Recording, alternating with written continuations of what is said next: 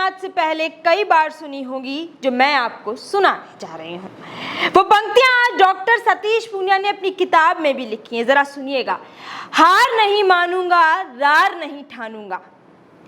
और एक और पंक्ति उन्होंने लिखी है, मानव जहां भी जोर लगाता है वह पत्थर भी पानी बन जाता है। ऐसी मोटिवेशनल पंक्तियां हैं डॉक्टर सतीश पूनिया ने अपनी किताब में लिखी हैं और आज वो किताब लॉन्च हो गई है, पुस्तक विमोचन हो चुका है। वो किताब का नाम क्या है? अग्निपथ नहीं जनपथ। ये किताब आज मेरे हाथ में, इसे जब मैंने पढ़ा तो मैंने भी देखा कि यहाँ पर सतीश पूनिया के पूरे कार्यकाल की, उन्होंने अपनी यात्रा को कैसे देखा, कौन मिला उन्हें, किससे प्रेरणाएं मिली, कितनी जिम्मेदारियां मिली, वो तमाम बातें हैं वो इन्होंने डॉक्टर सतीश पूनिया ने अपनी किताब में लिखी हैं। ये किताब बेहद खास हो जाती है तब जब इसका पुस्तक विमोचन होता है, क्योंकि आज कॉन्स्टिट्यूशन क्लब जयपुर में पुस्तक विमोचन था जहां पर नेता प्रतिपक्ष टीकाराम जूली भी मौजूद थे। टीकाराम जूली और मदन राठौड़, राजेंद्र राठौड़ और सतीश पूनिया ने मिलकर ऐसा समा बांधा कि उसकी चर्चाएं हैं वो सियासी गलियारों तक पहुंच गई। हुआ यूं था कि सांप सीढ़ी के खेल में राजनीति कब घुस गई पता भी नहीं चला। वो दौर आपको याद होगा जब हरियाणा से प्रभारी सतीश पूनिया हैं, बीजेपी की कमान संभाले हुए थे और जैसे ही बीजेपी जीती थी वैसे ही हरियाणा से लेकर जयपुर के प्रदेश कार्यालय तक जलेबियां बांटी जा रही थी। वो दौर आपको याद होगा जहां पर भी सतीश पूनिया का पगफेरा होता है, वहां से चुनावी मैदान में जो बीजेपी है वही जीतती है। वो तमाम बातें, वो तमाम अपने कार्यकाल के दौरान उन्होंने निभाई जिम्मेदारियां हैं वो इस किताब में बहुत अच्छे से लिखी हैं।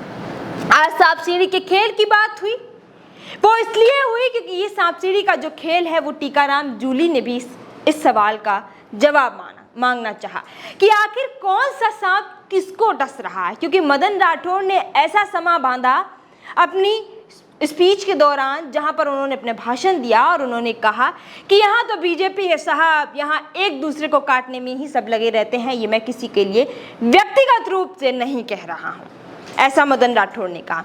तो इसी बात का इस सवाल का जवाब है वो नेता प्रतिपक्ष टीकाराम जूली ने भी मांगा कि यही तो मैं जानने आया हूं कि हरियाणा में जब कांग्रेस हारी थी तो किसने डसा था, कौन था वो सांप। ये सांप की चर्चा सियासी गलियारों में यूं पहुंचेगी सतीश पूनिया ने भी नहीं सोचा था।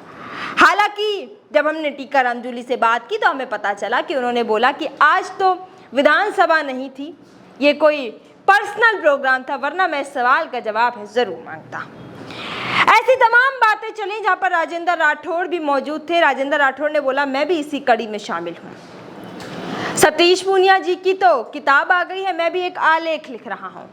आशा करता हूं कि जब मेरा आलेख पूरा हो जाएगा और जब मैं उसे लॉन्च करूंगा तो गुलाब चंद कटारिया जी जो कि पंजाब के राज्यपाल हैं वो भी इस कार्यक्रम में मौजूद थे। आशा करता हूं कि वो भी आएंगे, क्योंकि जहां वो जाते हैं उस महफिल में चार चांद जरूर लग जाते हैं और ये हमने आज फिर से देख लिया। जयपुर का कॉन्स्टिट्यूशन क्लब मदन राठौड़ के भाषण के बाद से जहां पर महफिल सज गई थी, उसी महफिल में आज चार चांद है वो गुलाब चंद कटारिया ने भी लगा दिए।